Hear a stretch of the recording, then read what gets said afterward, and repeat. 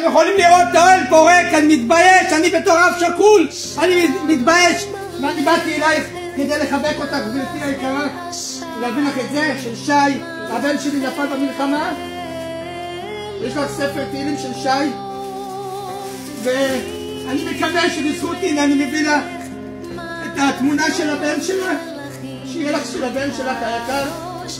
אני רוצה להגיד פה לעם ישראל, בבקשה, תראו את המעל הזה, תבואו לסוקולוב 78 בחולון, באמת, תעזבו את הדברים שלכם, שנייה תעזבו, אני מתחנן.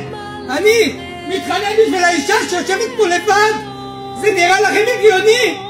נראה לכם, חבר הכנסת, שרים, אזרחי ישראל, אני פונה לכם בבקשה, מדם ליבי אני מבקש. עזבתי את הכל ובאתי לפה ועדיין לא הלכתי לחלקה בחולון.